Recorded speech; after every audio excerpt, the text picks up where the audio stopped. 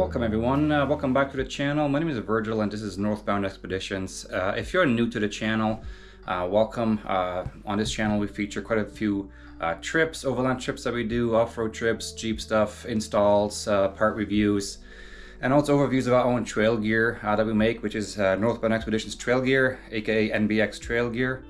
On today's video, however, we are going to install a BLUETTI Charger 2. This is the brand new, the upgrade version from the Charger 1. What you need this for primarily is to charge your BLUETTI power boxes, your banks.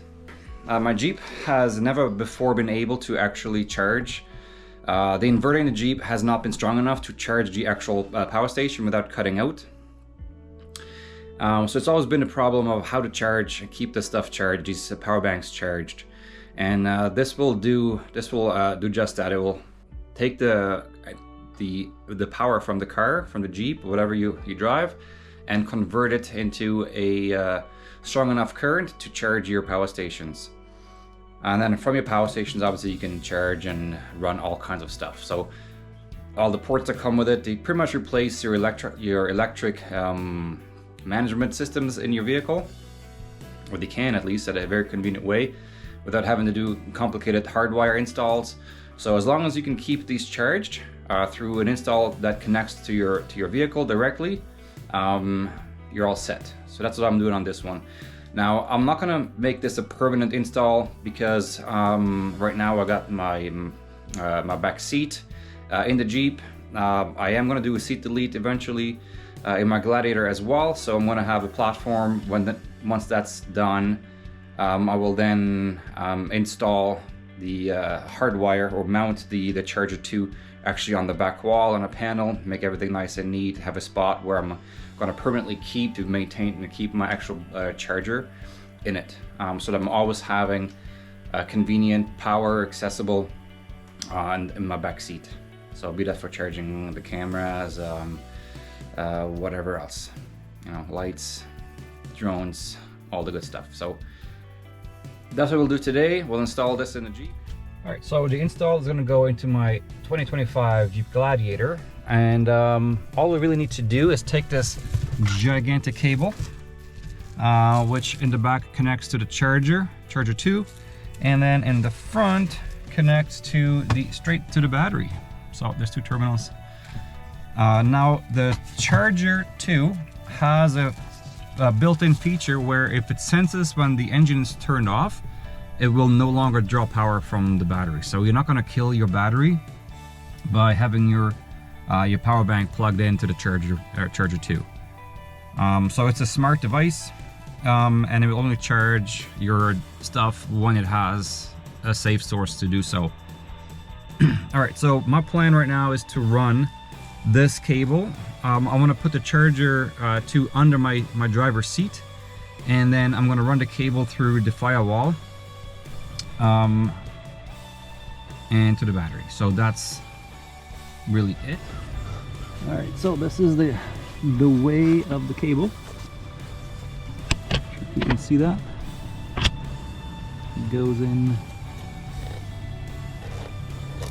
to the firewall.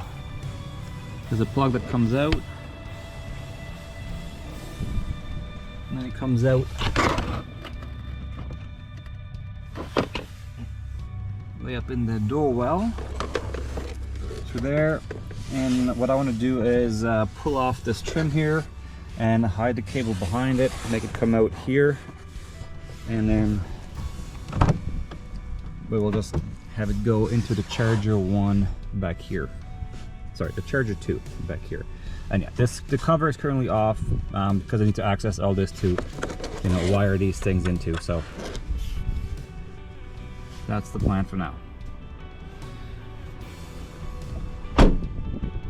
And yeah, so the cable is definitely very long, and as you can see, there's lots of excess. I'm going to hook it up to the battery here, and then I will put the excess inside, and that way if I have the excess inside, I feel like first of all it's going to be more protected, less mess out here, And then if I ever need to relocate the charger, move it around, I have the excess right there where I can just pull it and move it around.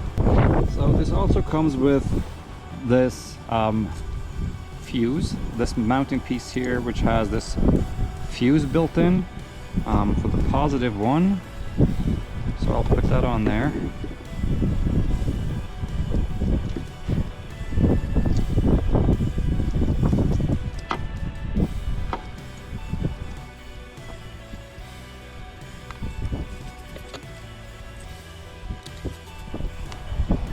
Okay, and then this goes onto the battery terminal direct, and then this obviously to the negative. Alright, so what I did is like I just popped this off here, and it was not that easy to be honest, but like you have to push it all this way, so there's like 3 or 4 whole bunch of clips in this thing, so you have to push it away from the door sill, and then you can gain access to it. And then and I apologize for the really bad lighting, but the cable, I'll fish it out from the top and then just fed it through the top of the open plastic, so it helps when you remove your the cover here, which gives you access to your plug for the door removal. And then I took out this 10mm screw and then just like popped off this whole plastic, fed the cable through underneath, and as you can see here, it comes out. So that way there's a bit of a gap here where it actually allows it to come out, whereas everything else, the clearances are super tight and the cable is very thick. So this is where it fits to come out. It's hidden for most of it, and then I'm going to run it into the unit itself. Okay, so we got the cable here.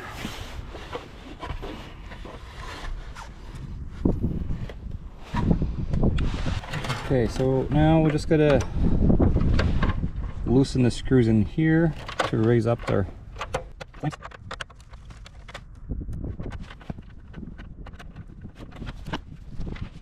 All right, positive and negative. Get them.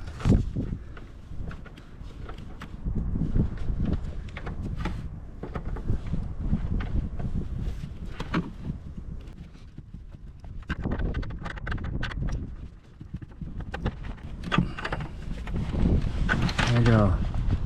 That feels tight. Secure. This is my BLUETTI station that I'm going to be using. It's the Elite 100, which is an 1800 watts unit. And with this one, I can finally boil water with a water kettle, a standard out of the kitchen water kettle. And now if you remember from a previous video back in Gaspésie 2 years ago, we just couldn't find anyone's unit. None were strong enough. None of the vehicles, which is 400 watts, it's never enough to run those water kettles. So 1800 watts, 400 watts. And now this can charge, this can now amplify and boost the 400 watts to a sufficient amount, I guess would be the term. Probably not. To the sufficient voltage or amperage. I don't know. I really suck with electronics, to be honest. Whatever. Enough. This converts this juice into stronger juice to feed this, to charge that. All right, there you have all my super technical explanation. All right, get ready. Things about to get messy here. More cables. So this cable here is the one that can actually charge this unit. There, these two connect. Okay, so that means that is going to be a permanent. This is the other end of it, and they are connected via these solar panel connectors. Okay, so I got my BLUETTI Charger 2 all set up. Like I said, it's temporary at this point, the mounting location. I'm just going to keep it under the seat here. This cover here goes on top of this. Just screw that in. And so this is the main charger, main cable that goes to my engine bay. And then this one is charging my Elite 100. As you can see, input right now is 600. It's gone from 92 to 93 in just the last 1 minute. So it's going pretty quick. And yeah, that's right now it's -1 outside. I have to say that when this was at -15 degrees, it was not working. And when this unit was too cold at -15 as well, it was not working. Now they are advertised as working down to -20 degrees Celsius. I have found that to not be the case.